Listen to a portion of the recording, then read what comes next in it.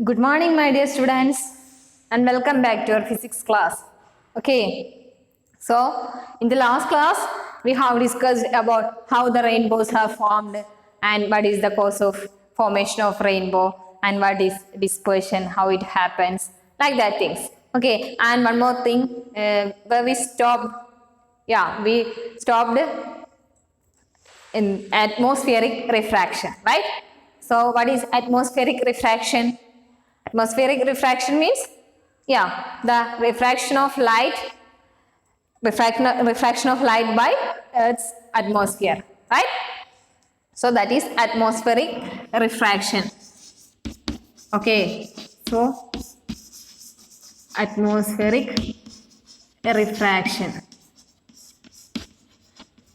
This happens due to the difference in refractive index of our atmospheric layers. Atmosphere constitutes of different layers and it contains different particles that is scattered in between in the air, right?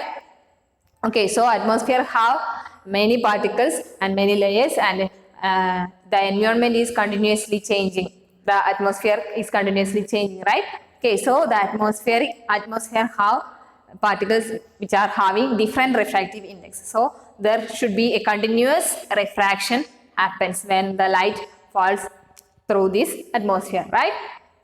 Okay, so atmospheric diffraction we have to study in detail, or we have to study the large scale or the twinkling of stars. This is a phenomena that is example of atmospheric refraction, right? So the twinkling of star is a example or phenomena on a much larger scale. That means atmospheric refraction we studied in the last class in a smaller scale, that is and hot air. The object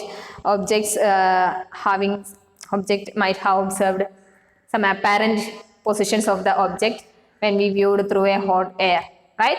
So that is a small scale demonstration of atmospheric refraction, right?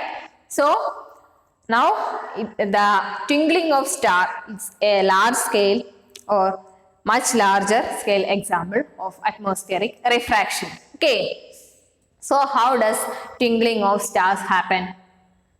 Okay, so how does the twinkling of star happens? Yeah, star is too long from us, right? Stars are too long from us. That means far and far away from us. Okay, so the light from the star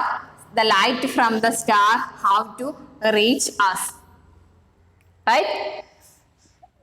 The light from the star have to reach us by traveling a long distance, right? And along this path, what happens? The light is going to undergo lights will be affected by multiple refraction. Okay, that means atmosphere have too many layers and too many particles, so all of them have different refractive indices. So what happens? This light should be gone through multiple refraction. It will undergo through multiple refraction. So due to this multiple refraction, we cannot find the actual position of this star, or we are not able to find it is brighter or it is fainter, like that things. Okay, so how it happens, we can go through your textbooks. Okay, so you just read your textbooks, twinkling of stars. You can read the twinkling of stars given in your textbook. The twinkling of star is due to the atmospheric refraction of starlight. The starlight on entering the Earth's atmosphere undergoes refraction continuously before it reaches the Earth, right? So stars are too long from us, so it has to travel a lot to reach our Earth, right? So this is a long distance. So here we have atmosphere, right?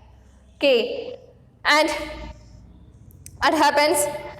The atmospheric layer diffract this light in different ways. That means the multiple refraction happens there. Okay, and on entering the Earth's atmosphere, when the starlight entering to the Earth's atmosphere, it undergo refraction continuously before it reaches the Earth, right? That means multiple refraction happens along this path.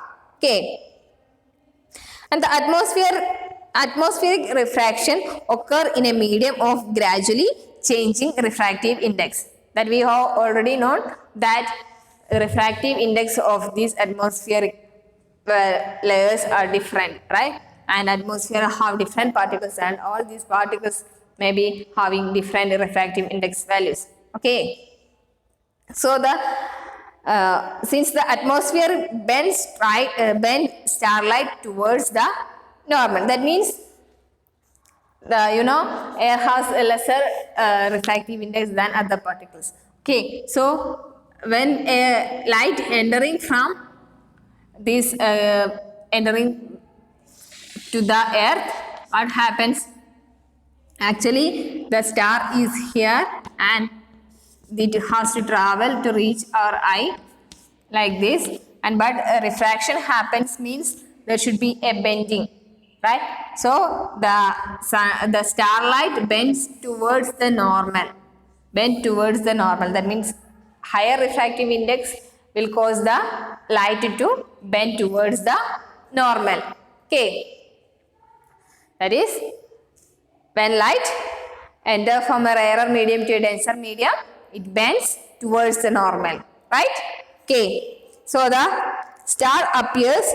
That means since the atmosphere bends starlight towards the normal, the apparent position of star is slightly different from the actual position. So actually the star is here, but the light bends somewhat like this. So we feel the star is now at here, right? Due to this bending. Okay. Suppose here we have a surface and the light is traveling like this, and when it enters to another medium, this is a rarer medium, this is a denser medium, then it enters to denser medium, what happens? It bends like this. So if the object is here, that is star is here, and the person that see the star is here, then how he can see this? He can see the star from here, right? So this lateral shift cause that the star may be appeared, that is it changes its position. That means an apparent position is created. The observer feels the star is here, but actually the star is here, right? So the star appears slightly higher than its actual position. So actually the star is here, but we feel the star is somewhat high. Star is here now, right? So the star is slightly different from its actual position. The star appears slightly higher or above than the actual position when viewed near the horizon. Okay, and further, this apparent position of the star is not stationary, right? So this position is not stationary. This star is continuously emitting the light, right? So it emits, it radiates the light. Then this light when comes to our eyes or comes to earth, it undergoes refraction continuously. That means this position may be changed. The star is now like here, and it will change to here, and then here, and then here, like this. The apparent position is not a fixed position. That means it's not stationary. It's changing continuously. Okay. And then what happens? Then we feel that these apparent position is changing continuously, but all these apparent positions are close to each other, right? So these apparent positions are very close to each other. So we feel these, how these apparent position changes due to this atmospheric refraction, right? But we feel that this star is twinkling. That means this position is changing continuously, right? This position is changing time to time. So we feel that the star is twinkling. Okay. So this change in apparent position makes us a feeling of twinkling of stars. Okay. So read that. Okay. Further, the apparent position of star is not stationary but keeps on changing slightly, since the physical condition of the earth atmosphere are not stationary. Right? As we see, as was the case in the previous graph. Since the stars are very distant, they approximate a point-sized source of light. Okay. As the path of rays of light coming from the star goes on varying slightly, the apparent position of the star fluctuates and the amount of starlight entering the eye flickers. The star sometimes appears brighter and at some other time it appears fainter, which is the twinkling effect, right? So sometimes it may feel the star is brighter and sometimes it may feel the star is fainter. That means if this position is here, then at next instant the apparent position is here. So this is somewhat near to us when compared to this. So we can feel this has some brighter color. When it goes to this apparent position, what happens? It is more far from us. So it makes the viewer to feel it faint. Right? So this change in apparent position makes a feeling of twinkling of stars. Okay. So how it happens? It is happened due to the atmospheric refraction. Okay. So that is how atmospheric refraction causes the twinkling of stars. Right? And planets are much closer to the earth and are thus seen as extended sources. So now we see that stars are twinkling. But why don't the planets are twinkle? Yeah, planets are somewhat near to us, right? That means the planets are much closer to the earth and are thus seen as extended sources. If we consider a planet as a collection of large number of point-sized sources of light, the total variation in the amount of light entering our eye from the individual point-sized sources will average out 0, thereby nullifying the twinkling effect. So, we know stars are too far away from us, but planets are not that much far away from us. They are somewhat closer to us, right? So if we suppose the planets are a point-sized object, that the planets are made up of too many point-sized objects that will that may produce light. Then what happens? The total variation in the amount of light entering our eye from the individual point-sized sources will average out to 0. That means the planets is made up of too many point-sized objects, means all these emit light, right? So all these have to face the atmospheric refraction, right? But when all these particles are taken as individual particles, the total effect will nullify the twinkling effect. That means these point-sized object will have some apparent positions, and these also have another apparent positions. These have also another apparent position. Like that, all together it will make one bigger object, right? So we cannot feel that twinkling, right? And also these planets are somewhat closer to us. Okay, so we didn't feel the tingling of planets, right? Okay, so that is how tingling happens in stars. That is due to atmospheric refraction. Okay. And now we found twinkling of stars happen due to atmospheric refraction. And why don't the planets twinkle? The planets, why don't the planets twinkle? Planets are also too far away from us, right? But we cannot feel the planets are twinkling. So why we cannot feel that?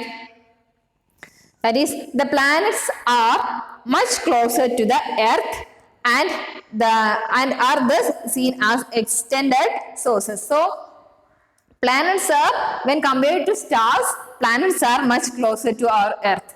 Okay, so these are, and these having planets are that much bigger, right? So it is more close to us means we can find, or we are not able to find a twinkling effect from the planets, right? So these planets are more close to our Earth when compared to that of stars, right? And if we consider planet as a collection of large number of point-sized sources of light, the total variation in the amount of light entering our eye from all the individual point-sized sources will average out to 0. So what does it say?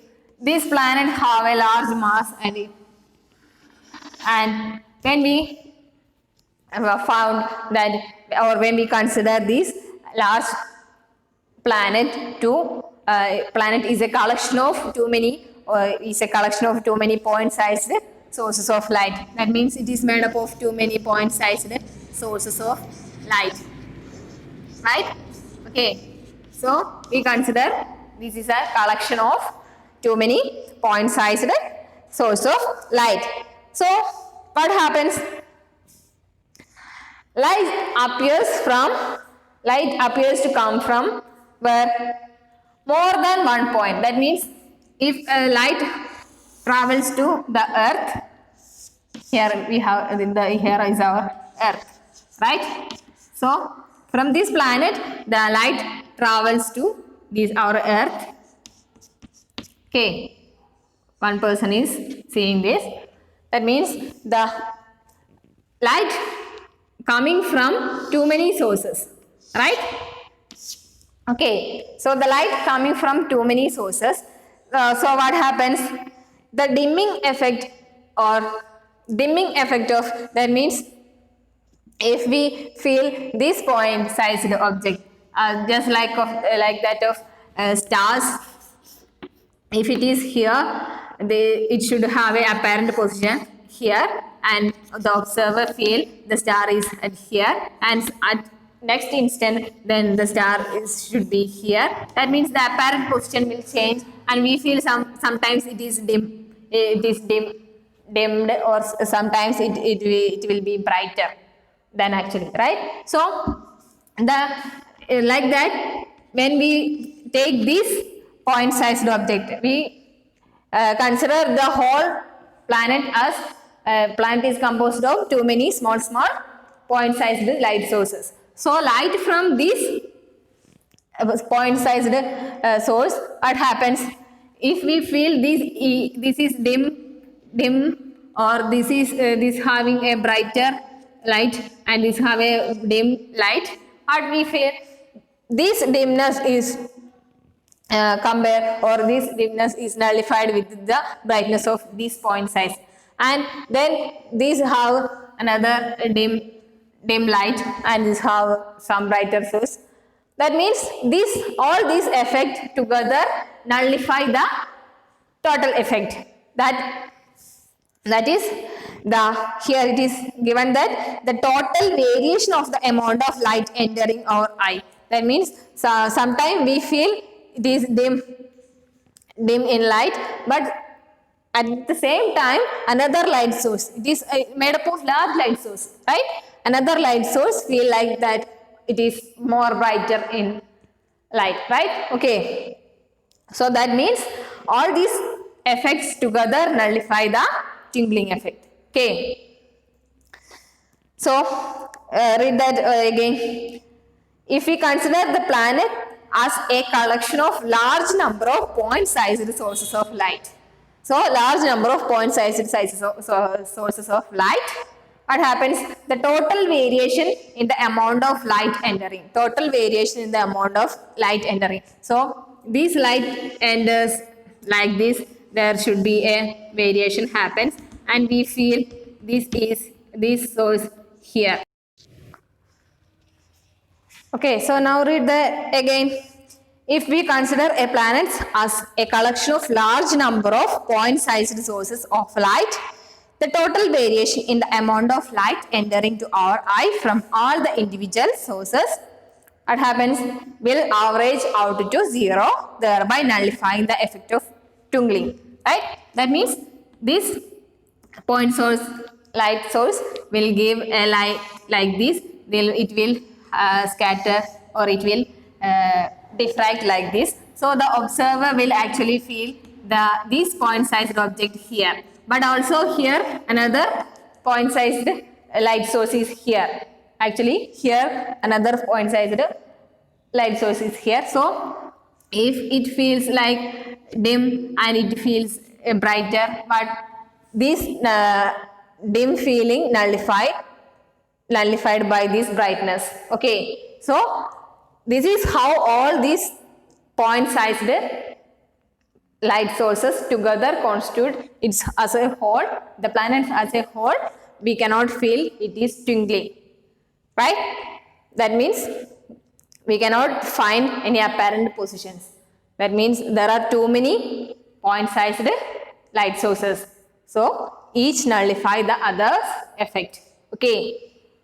So that is how, or that is why don't planets twinkle. Okay. Planets are too much closer to us when compared to that of what? Stars. Okay. And that is why it is not showing a twinkle effect. Okay.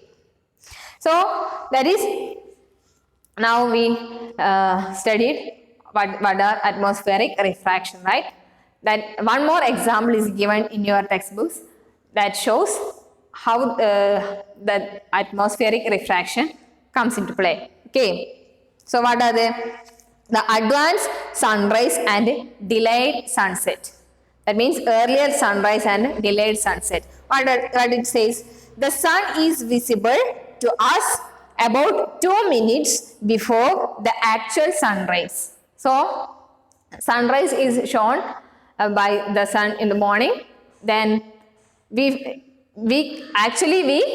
see the sun is visible to us before 2 minutes actually it comes. That means about 2 minutes before the actual sunrise, we feel it is already what? Rised. Okay, so and about 2 minutes after the actual sunset, because the atmospheric refraction. So the sunset, actually the sun gone, but we do not feel the sunset happens. That is after 2 minutes, only after 2 minutes we can feel the sunset happens. So how it's possible? Yeah, this is because of atmospheric refraction. By actual sunrise, it means the actual crossing of horizon by the sun. That means here we have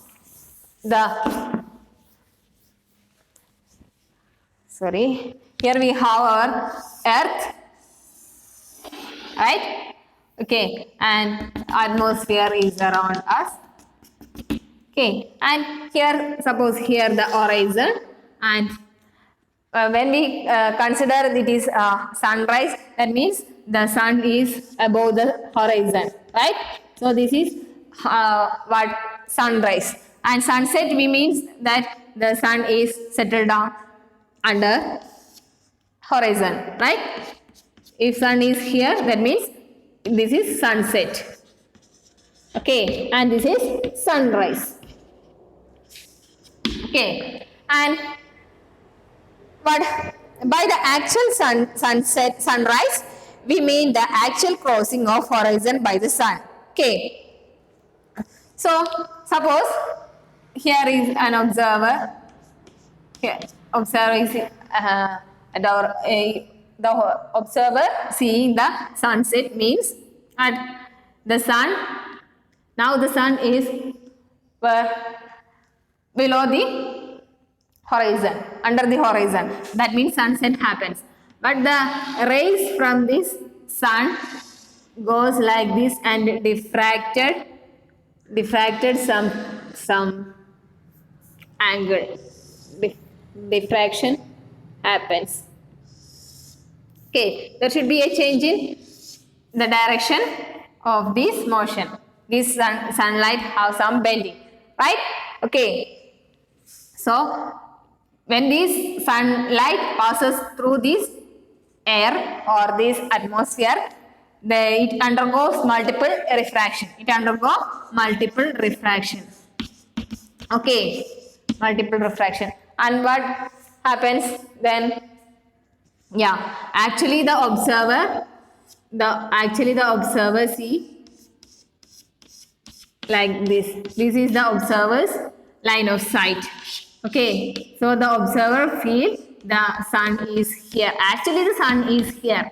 The rays from the sun, the light coming from the sun undergo multiple refraction and comes to our eye.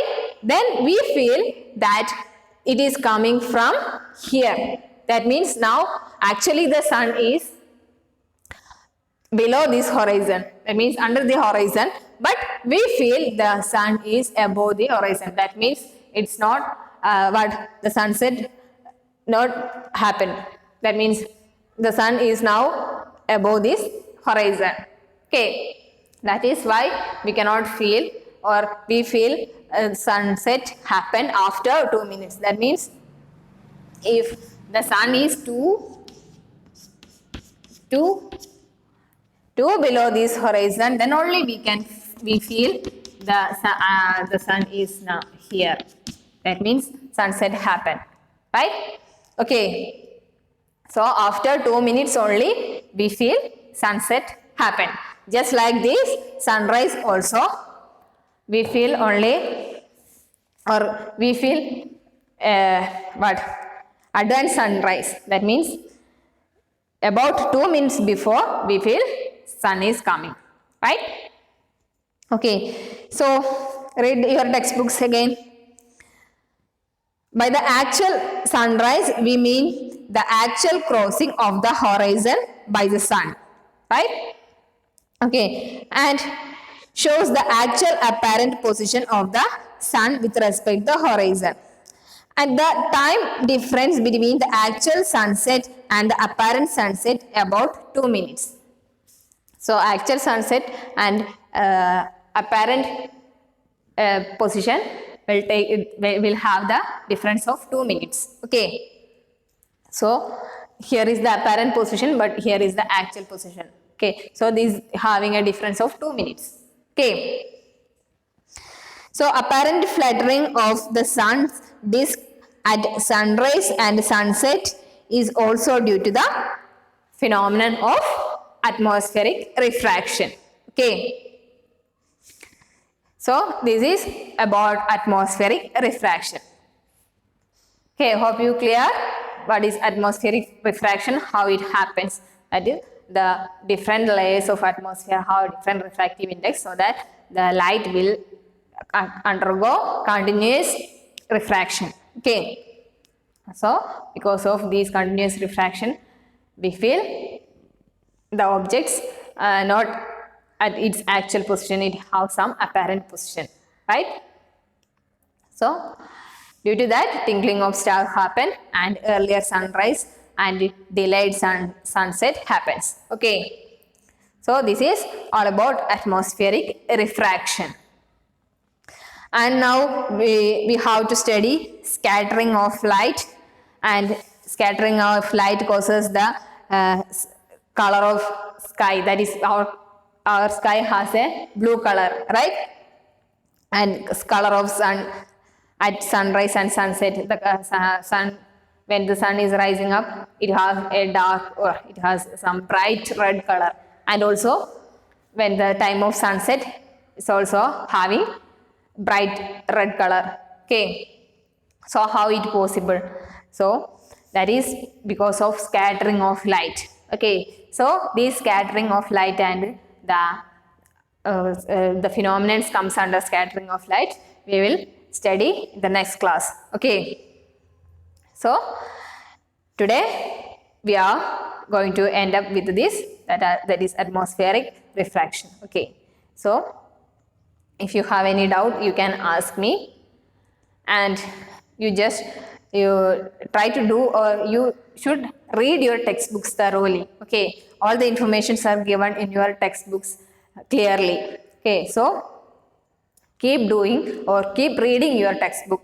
Okay, so that the idea will be more clear to, and you can relate all these phenomena, the natural phenomena, with your physics or with your science. Okay, so that will be more interesting to us to study these phenomena like rainbow formation and what earlier sunrise, delayed sunset, and twinkling of stars. That are all things we can discuss, or we can study by our own interest. Okay, so you can relate all these phenomena what you studied in your classes, right? Okay, so try to study like that. Experiments also give your knowledge more clear to you. Okay, okay, so that is about our atmospheric refraction and the phenomena associated with the atmospheric refraction, and in the next class we can study the scattering of light. So today let's wind up. Okay, so children, thank you, and we can meet in the next class. Okay.